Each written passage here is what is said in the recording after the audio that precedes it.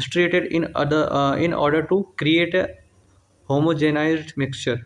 ठीक, अब यहाँ पे हमें उसका मिक्सचर बनाना है, मतलब कलेक्ट करना है, ड्राई करना है, देन हमको उसका एक मिक्सचर बनाना है। देन क्या बोल रहा है, प्री ट्रीटमेंट। अब हमें जो मिक्सचर मिला है उसको प्री ट्रीटमेंट करेंगे।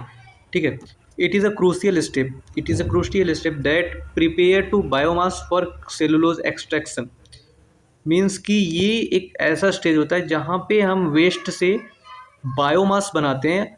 किस लिए बनाते हैं, क्योंकि हम उस बायोमास से सेलुलोज निकाल सकें। ठीक है, देन यहाँ पे क्या बोला है, यहाँ पे ये बोला है it's aims to break down a lignin and hemicellulose compound of the lignocellulose, then biomass making cellulose more accessible for extraction.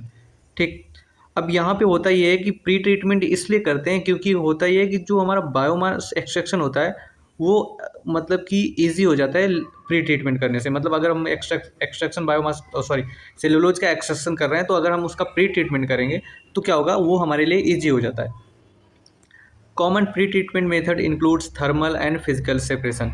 अब यहाँ पे हम थर्मल या फिजिकल सेपरेशन करते हैं। ठीक है, सेलुलोज एक्सट्रैक्शन आता है, it is done by 3 different method. अब जो सेलुलोज एक्सट्रैक्शन होता है 3 डिफरेंट मेथड से होता है।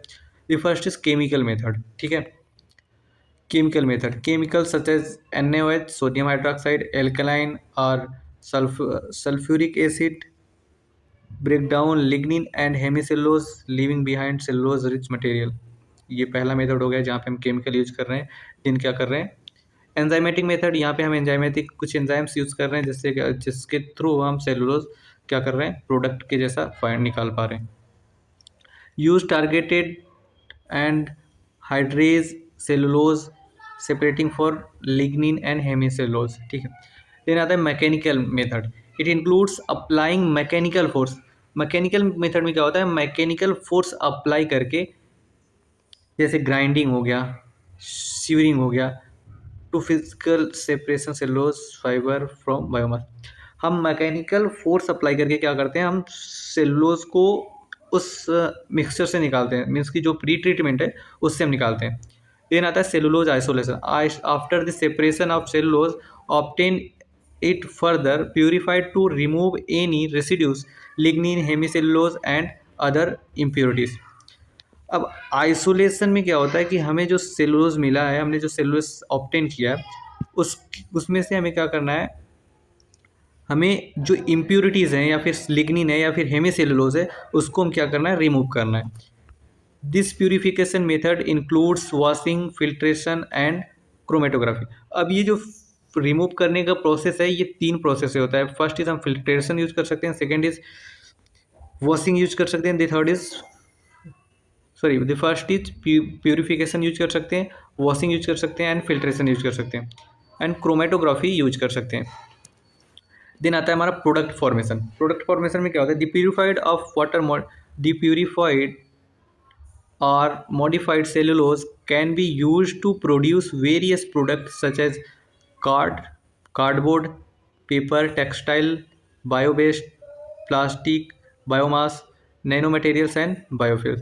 मीन्स कि ये जो प्यूरिफाइड मॉडिफाइड सेलुलोज है इसको हम कहाँ कहाँ पे यूज़ करते हैं ये यहाँ पे बताया। ठीक है, देन आता है production of hydrogen from the organic waste. मतलब कि जो ऑर्गेनिक वेस्ट है उससे हाइड्रोजन कैसे प्रोड्यूस हो रही है, ये हमारी नई हेडिंग है। ठीक है, इट इज़ एन इन्वॉल्व क्या है, it is an inactive and environmental it is an innovative and environmental sustainable process. It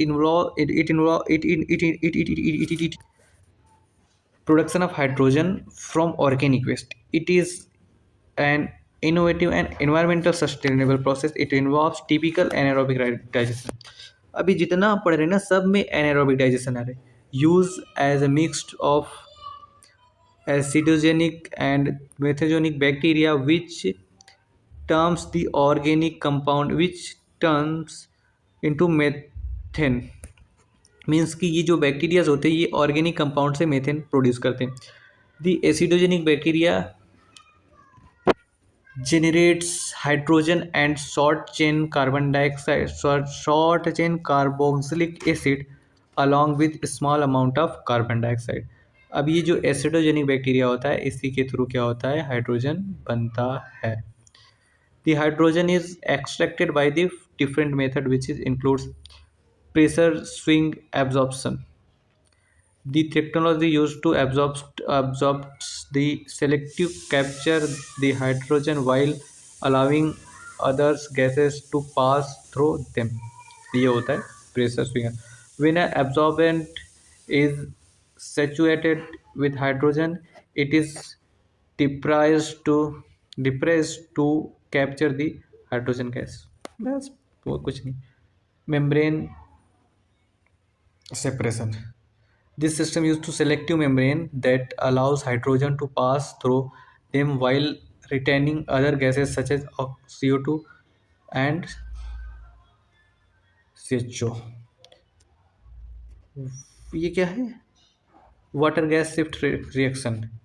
It is employed to convert CO in biomass to additional hydrogen and carbon dioxide. क्या है? Cryogenic separation. What about cryogenic separation? It involves cooling the biogas at very low temperature, causing the compounds to liquidity at different temperature, enabling the separation of hydrogen from other gases. यहाँ पे हम क्या कर रहे हैं, direct liquid form में ही convert कर ले रहे हैं और कुछ नहीं कर रहे हैं. Hydrogen utilization. Hydrogen are considered as a renewable and sustainable energy sources that have various applications such as fuel cell. Fuel cell में यूज करते हैं. Hydrogen gas generate through hydrogen fuel gas by electrolysis of H2O compound. The fuel cell है, fuel gas नहीं है.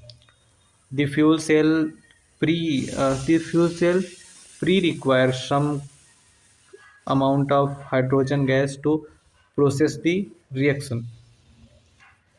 Then आता है industrial process. Industrial process में हम क्या करते हैं, हाइड्रोजन गैस को यूज करते हैं. कब यूज करते हैं? अमोनिया प्रोडक्शन के लिए, ठीक है, मेटल रिफाइनिंग के लिए. Hydrogen gas as a fuel, it can be use as a flame. Hydrogen को गैस को as a flammable gas use कर सकते हैं, व्हीकल्स में यूज कर सकते हैं, ठीक है. इलेक्ट्रिक सेल बनाने के लिए यूज कर सकते हैं. Benefit of producing hydrogen gas from organic waste. यहाँ पे बेनिफिट ये होगा कि हमारा जो वेस्ट है वो कम हो जाएगा, ठीक है. रिन्यूएबल एनर्जी सोर्सेज में हमारा आएगा, hydrogen provides clean and renewable and sustainable energy sources.